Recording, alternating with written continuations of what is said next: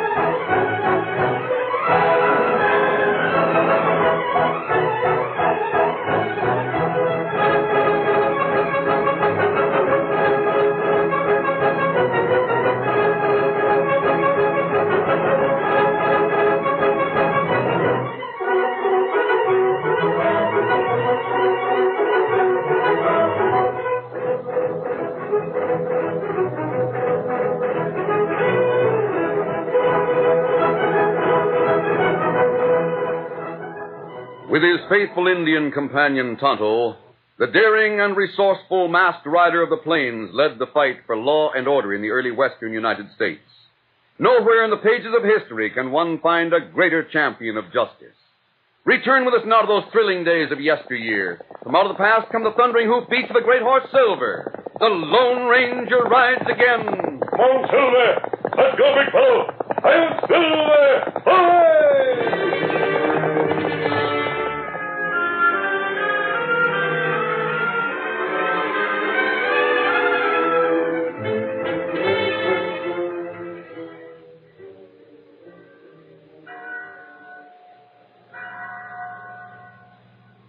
There was a bell in the chapel at San Pedro.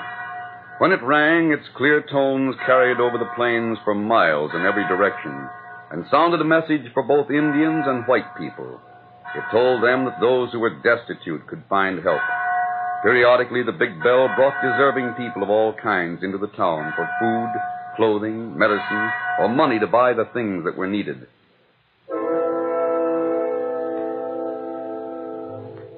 And then the bell went silent and stayed that way for 2 long years, despite a flood and then a drought that seared the crops. There was no help at the chapel in San Pedro. The Indians in the valleys and the pioneers in the hills found their position increasingly desperate.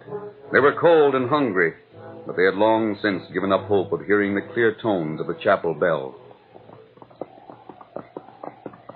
There must be some reason for it, Tonto. Maybe Parson gone. No, the parson is still in San Pedro. So is the chapel. Plenty Indian need help. Pioneers as well. You go into town with mask? No, Kemosabe. We'll make camp outside of town. We'll take off the mask and go into San Pedro as just as a stranger. Perhaps as a pioneer who wonders why the bell no longer rings. No one suspected that the tall man who rode into town at noon was the almost legendary character known as the Lone Ranger. Inquiry brought him to a small house near the chapel, and he found that the parson was with Dan Hawkins, the sheriff. You asked why I no longer rang the chapel bell. There's a great deal more need now than there was 2 years ago. Yes, I know there is. But unfortunately, the syndicate that bought the Esmeralda mine is not as generous as Martin Jessup. Martin Jessup? He used to own the Esmeralda, but he sold out to the syndicate 2 years ago. Yes, Sheriff. When he owned the mine, he saw to it that there were funds to help the needy. Periodically, he brought me money so I could ring the bell. I see. Doggone it, a man like Jessup don't deserve the hard luck that's hit him. Hard luck? Yeah. Lost his gold mine, then lost his son, and he's about to lose his wife. I was just about to go and call on Jessup when you came, Sheriff. Now I must go. But stay here. I'll be back in a little while. You got no advice for me, eh, Parson? No. You'll have to do as you think best. I'll not be long. Tell me, stranger. Yes? Have you been traveling around much in this part of the country? Quite a bit. Have you heard about an outlaw that's known as the Scarlet Horseman? The Scarlet Horseman? Yes, I have. But not recently. He was downright active up to a year ago. There was a new robbery every 3 or 4 days. Then he just sort of dropped out of sight. How did he get the name, the Scarlet Horseman? Oh, he wore a bright red mask and a red silk neckerchief and a red shirt. He was just about your size, too. Is that so? Maybe you think I'm the Scarlet Horseman. No, I got other ideas about you. That's a right smart horse you ride. Yes. Silver's a great horse. Oh. Silver, huh? What makes you so sure I'm not the Scarlet Horseman? Because your name's not Bob Jessup. Jessup? Isn't that the name of the man who owned the Esmeralda mine? Martin was the owner. Oh. Bob's his son, or was his son before he went away. I see. You said that Jessup had lost his son. And his gold mine. Why do you think Bob Jessup is the Scarlet Horseman? Well, I'll tell you. 2 years ago, yes, it was just about 2 years ago this month, I was sitting right here in my office after supper. I looked out through the window, saw young Bob coming across the street with my daughter Mary. They were coming straight for my office, and I could tell by the sober look on their faces there was trouble of some sort. I was sure of it when they came through the door. Hi there. Sheriff, you heard about the Eastern Syndicate that wanted Dad's gold mine. Yeah? What about him? Well, you know my dad. He can't read or write or cipher. He has to take people's word for things that are in writing. Yes, I know. Well, he thought he was selling the syndicate just a small part of his mine. He wanted to get cash enough to put in some machinery. Yeah. Well, he signed a paper, and it was witnessed by some men from the syndicate. Now it turns out that instead of selling a small part, he sold the whole mine. And for practically nothing. Those slick schemers. They swindled him. Then stole his mine. That's what they did. It's not legal, is it? Son, there's an awful lot of stealing and thieving goes on within the law. Now, let me get this straight, Sheriff. You mean to say that Eastern Syndicate can steal the Esmeralda and there's nothing can be done about it? According to the law, son, they didn't steal it. Well, it is stealing. And if they've got a right to steal, so have I.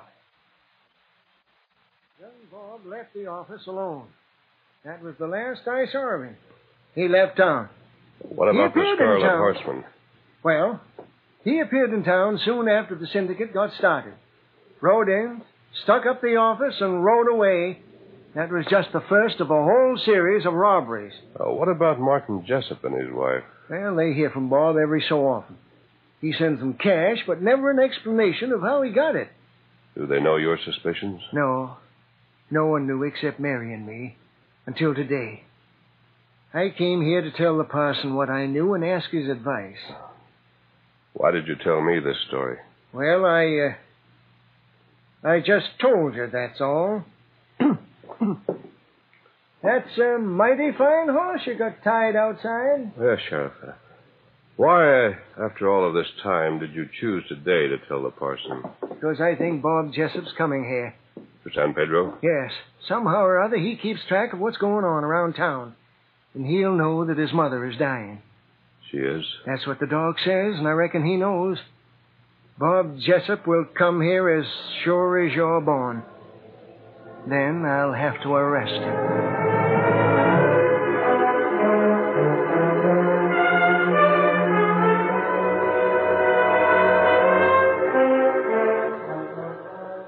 The Lone Ranger left town and joined his Indian companion Tonto in a small camp nearby. It took but a few moments to tell what he had learned, and as he talked, he put on the familiar mask. Sheriff Hawkins is the sort of man who lets nothing stand in the way of his duty, Tonto. You mean him rest, young fella? Yes, Kemosabe. You'll try to find justification to close his eyes when Bob returns. There. In the end, he'll decide to arrest him. You think jury find Bob guilty? In spite of the fact that he wore a red mask, there'll be a number of people to identify him because of his general appearance. I want to get to him before the sheriff. But do you know where to find him? No, Tonto. But there are just 2 trails leading into town.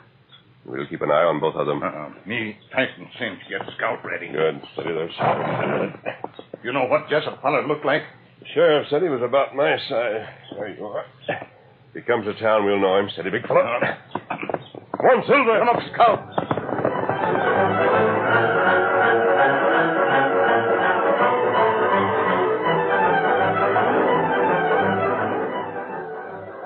The Lone Ranger and Tonto found a small hill from which they could watch the approaches to town. On the second day, Bob Jessup appeared. Both he and his horse were tired, and he rode slowly. His face was caked with the sweat and dust of travel. At first, he was barely aware of the 2 horsemen who came down the hill on his right. But as they drew near at an angle, he reined up and rested one hand on his gun. Oh, boy, oh. Oh, Silver, we want to talk to you. Masked, huh? Hit the ground, Jessup. How do you know who I am? The sheriff's expecting you. Now, get off that horse. Who are you? If I wanted to be known, I wouldn't wear a mask. Steady, Silver, easy. Now, dismount before I have to back my request. Now, look. I'm in no mood to argue a gunfight, and I want to shove on as fast as I can. What cash I've got is in my pocket. Take it and clear out. I don't want your cash. Look in the saddlebags, Tonto. I'll leave those bags alone. Hold it. Yasha. I thought I had a fast draw. Now, leave your gun alone and get this through your head. I'm on your side. Go on, Tonto. See what you can find. Me look here. You're on my side? The sheriff knows you're the Scarlet Horseman. I wondered about that. You don't deny it? What's the use? Look what the Redskins found. Yeah, that shirt. Careless of you, wasn't it, Bob? What's it to you? Here, neckerchief, mask. You haven't used that outfit in over a year. Why did you keep it? I had a reason, and it's none of your business. Now, what are you going to do? Take me in so you can collect the reward? I'm after a lot more than the reward. Oh. So you got a prize, huh? Yes. I want your confidence. Huh? I think the sheriff suspected who I am when he found out my horse is named Silver. Silver? That mask. Does a silver bullet mean anything to you? Here. Why, you... Great Scott, the Lone Ranger. The sheriff's daughter's still waiting for you. Mary, but... And your mother. Well, your father's hoping you'll get home in time. Then it's true about Ma? I'll let you go on in just a minute, Bob. But first, I want to know what you did when the Scarlet Horseman disappeared about a year ago. I went straight. You can believe that or not? Your parents got money from you. I want to get home. I'll give you the facts in a few words, and I've got to go. Pa taught me all there was to know about gold mining. About a year ago, I located Pedro up north. I've been working that mine ever since. I heard that Wells Fargo received some cash from the Scarlet Horseman. They did, and so did everyone else that I robbed. I sent home enough to take care of Pa and Ma, and every other cent went to pay back what I'd stolen. But that won't square you with the law. It squared me with myself. I see. We'll keep your scarlet shirt and mask. But I don't see why... Were you planning to use them again? Yes. I aimed at calling that skinflint Jim Curry and have a showdown. The least that skunk could do after stealing Dad's mine is to help out the old parson. Go ahead, Bob. We'll see how things work out. Steady, boy. Get up! Maybe sheriff not arrest him. We'll keep in touch with things, Tonto. In the meantime, keep the things that identify him as the Scarlet Horseman. Perhaps we can use them.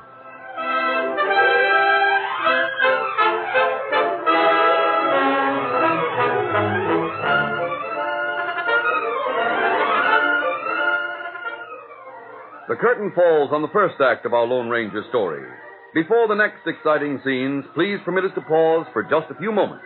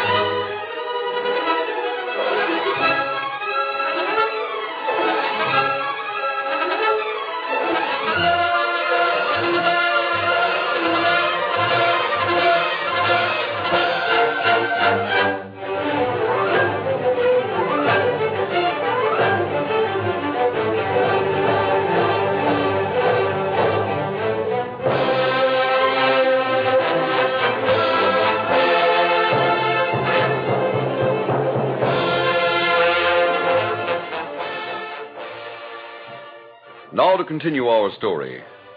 After Bob Jessup had left them, the Lone Ranger and Tonto held a short conference.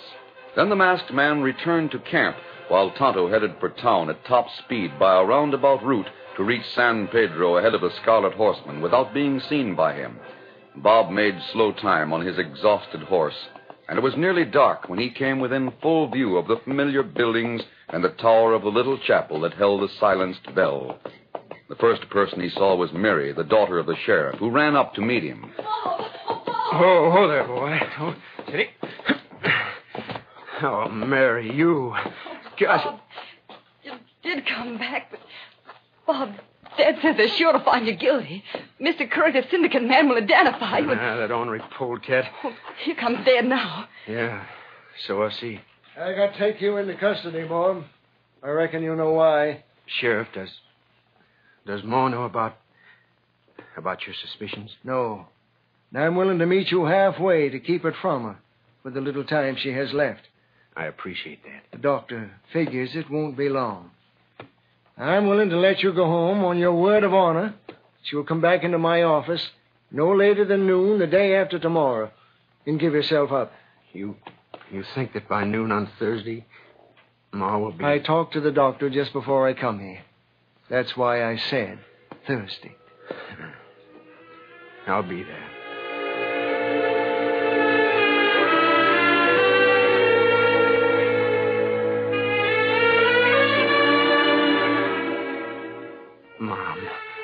Mom, you've got to get well. You've just got to. No, son. But I found gold.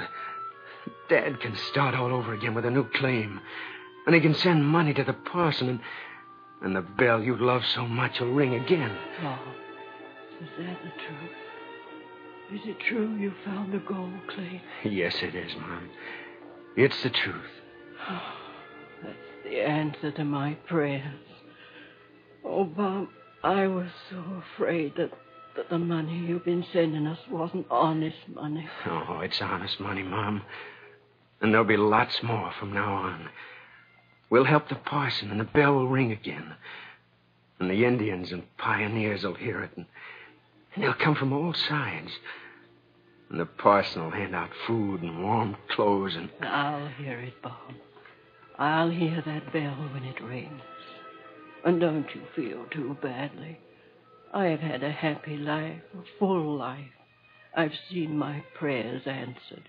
You home, and the bell will ring again. I'm happy, son. Oh, lie back, Mom. Lie back. You're tired. Tired, but happy. Happy to know that you're home to be with Dad. Talk to me, Bob. Tell me about Belle again. I can just see the tears of gratitude on poor, hungry faces. Tell me about the bell, how it'll ring. Tell me again. It'll ring, Mom. And the pioneers and Indians will hear it. And they'll come from all sides. And the parson will have food and warm clothes. And even toys for the kids at Christmas time. Yes, even toys for the kids at Christmas time.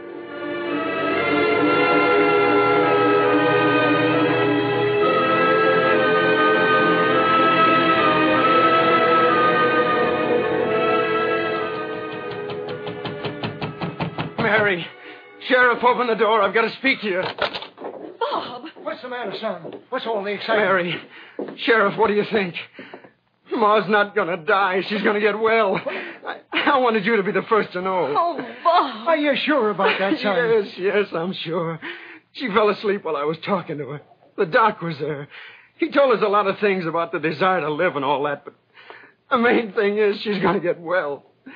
She slept for an hour, and then when she woke up, she was hungry. Oh, that's a good sign, isn't it? Oh, yeah, the doc says that was the best sign in the world. He said it wouldn't surprise him if she was able to get out of bed in a few days. Oh, it's having you home, Bob. That's what did it. Oh, you have no idea how she missed you. Oh, doggone. Dad, what's the matter? I wonder how she'll take it when Bob surrenders day after tomorrow. Sheriff, Gosh, I forgot all about that. It's going to be tough, son. Bob, isn't there something you can do, Dad? If I don't act, someone else will. Curry will call in the United States Marshal. Yeah, I'll keep my word. But you get this, Sheriff. And get it straight. Curry offered a reward for the capture of the Scarlet Horseman, didn't he? Yes, he did. Well, if I surrender voluntarily, I'm going to have that reward. Ma's going to hear that chapel bell ring once more if it's the last thing I do. Gentlemen, out!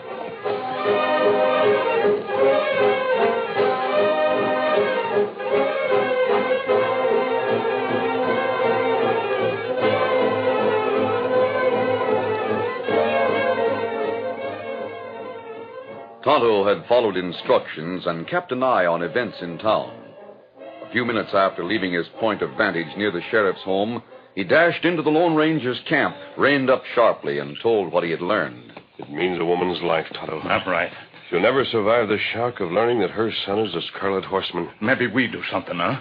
I wonder if I... Maybe we go deal with Curry. Oh, I know that syndicate man. Maybe tell him facts. Maybe him not press charge if him know Bob pay back all stolen money. He knows it, Tonto. At least he knows the syndicate's money was returned. That's right. In spite of that, he's determined to send the Scarlet Horseman to jail. We've got to think of some way to give Bob Jessup another chance.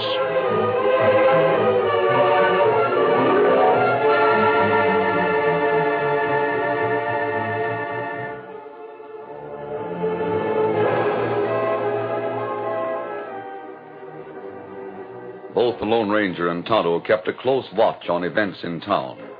They learned that Curry, the syndicate man, sent word to men in nearby towns telling them to be on hand to identify Bob Jessup as the Scarlet Horseman. Then the Lone Ranger made a secret call on Sheriff Hawkins. The next day found Mary in her father's office at noon. Oh, but Dad, there must be something you can do. Bob's mother's getting well, and if Bob goes to jail, he'll just... Now, you just take it easy, Mary, and wait and see what happens. Oh, Bob paid back all the money that was stolen. Doesn't that mean something? Well, it would if Curry and the men he sent for would drop their charges. Oh, Dad, is that what's going to happen? Not a chance. Dad, you know something you're not telling me. Well, maybe. How can you sit there and grin? If Bob's identified as a Scarlet Horseman, he'll go to jail for life. Uh-oh. Look out the window, honey. Here comes Mr. Curry. Who were those men with him? They're the men he sent for. Men that were stuck up by the Scarlet Horseman. Oh, to identify Bob. And they'll do it, too. Yeah? Well, Sheriff, where's the prisoner? 12 o'clock, you better produce him. He'll be here, Curry. Mr. Curry, These isn't men there are some prepared way... to make the identification. We propose to make an example of that young scamp. And he'd better not try to escape. It's 12 o'clock, and I thought... here he comes, right on time. Yeah, you did show up. Didn't think you'd have the nerve. I showed up all right, Curry. I dare say you've seen these men through the eye holes of a scarlet mask. How about it, gentlemen? Does this look like the Scarlet Horseman? Like it to me. Sheriff, they've identified him. Jessup, don't you try to deny your guilt. I haven't denied anything. I haven't admitted anything. You've offered a reward, Curry. Did you bring the money with you? Yes, I did. Got it right here in my pocket. And I'll give it to the sheriff as soon as you're proved to be the Scarlet Horseman. You got any doubt about it, Curry? None at all. I'll identify this man, and so will these others. Then put the cash on my desk. Yes, sir. Here you are. Well, Bob, I don't want a reward for capturing you. You made me a promise, Sheriff. What's this? What kind of a promise? I told Bob that he could have the reward if he'd walk in here and give himself up, so I wouldn't have to bring him in at gunpoint. And I kept my word. Now, what do you want me to do with the cash, Bob? You know what's to be done with it. All of you, hold it. What a Scarlet Horseman. Well, that's the man. He must be the one, not Bob. This can't be. All of you, stand still. He's the same size as Bob Jessup. That must be the man who robbed us. Get back there, all of you. I can use this cash. Sheriff, do something. Stop him. Quiet. You'll get a bullet. If anyone wants to get shot, just try to follow me. Get him. Stop him. Do something. He's getting away with my money. Come on, big fellow. Sheriff, get after him. You know that's downright crazy. How can I catch him, Curry, without a horse at least as fast as his? Come on, men. We have horses. We'll get after him. Come on, we'll do as we can. Let's get it. You stay here, Bob. I got something to tell you. Yeah, but Sheriff, I don't Bob, don't you try to understand too much. It's been proved to Curry and the others that you're not the Scarlet Horseman, and that's all that counts. I begin to understand. The man that took some things from my saddlebag gave me a silver bullet. Yes, and he gave me one, too, son. Gave it to me last night when he called on me.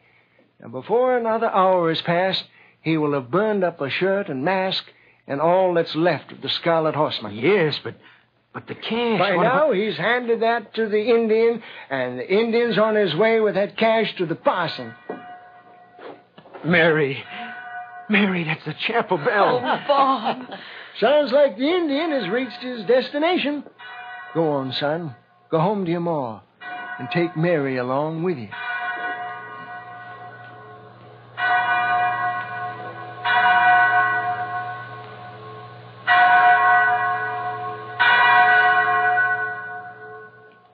And after this, Ma,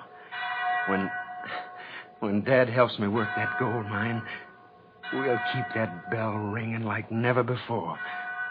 Won't we, Dad? We sure will, son. Like never before.